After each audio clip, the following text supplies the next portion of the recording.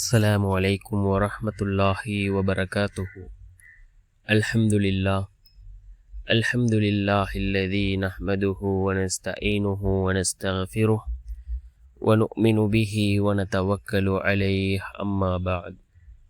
அன்பிற்குரிய அல்லாஹ்வின் நல்லடியார்களே, அன்பு சகோதரர்களே, நாம் தொடர்ச்சியாக பார்த்து வரக்கூடிய துஆக்களினுடைய தொடரில் இன்று நாம் பார்க்க இருக்கின்ற விடயம் என்னவென்றால், யாரையும் கைவிடாத ஒரு சூரா. இந்த சூறாவை ஓதினால் அல்லாஹ்வினுடைய உதவிகளை பெற்றுக்கொள்ள முடியும்.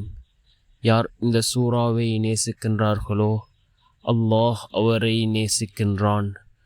ஏராளமான சிறப்புகளை கொண்ட அல் குர்ஆனிலே இருக்கக்கூடிய மிக முக்கியமான ஒரு சூறாவை தான் நாம் இன்றைய வீடியோவில் பார்க்க இருக்கின்றோம்.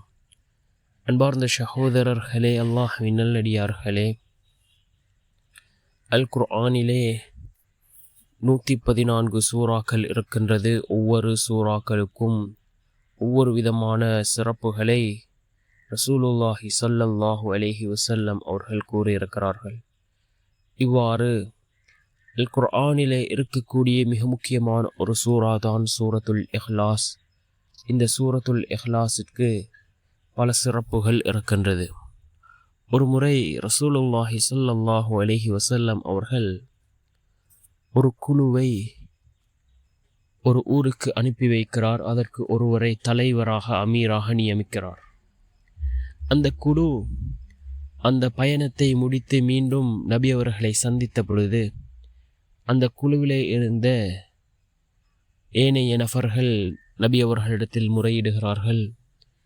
நீங்கள் அமீராக, தலைவராக நியமித்தவர் தொழுகை நடத்தக்கூடிய நேரங்களில் எல்லா ரகாத்துகளிலும் சூரத்துல் இஹ்லாஸை, சூரத்துல் ஃபாத்திஹாவை ஓதியதற்கு பிறகு சூரத்துல் இஹ்லாஸை ஓதக்கூடியவராக இருந்தார்கள் என்று நபி அவர்களிடம் முறைப்பாடு செய்கிறார்கள். இதனை கேட்ட ரசூலுல்லாஹி ஸல்லல்லாஹு அலைஹி வஸல்லம் அவர்கள் அந்த தலைவராக நியமிக்கப்பட்ட அந்த சஹாபியிடம் கேட்டார்கள்.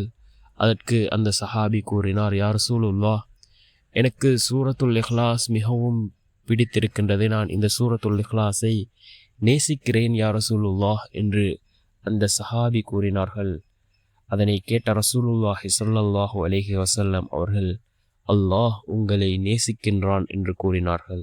யார் சூரத்துல் இஹ்லாஸை நேசிக்கின்றார்களோ அல்லாஹ் அவர்களை நேசிக்கின்றான்.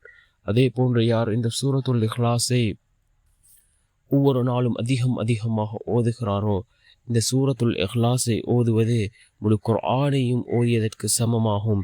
இவ்வாறு நாம் அதிகம் இந்த சூரத்துல் இஹ்லாஸை ஓதுவோம். மிகவும் சிறந்த வசனங்களை உள்ளடக்கிய, அல்லாஹ்வினுடைய தன்மைகளை, வல்லமைகளை, சக்தியை கூறக்கூடிய மிகவும் சிறந்த வசனங்கள் இந்த சூரத்துல் இஹ்லாஸினுடைய வசனங்களாக இருக்கின்றது.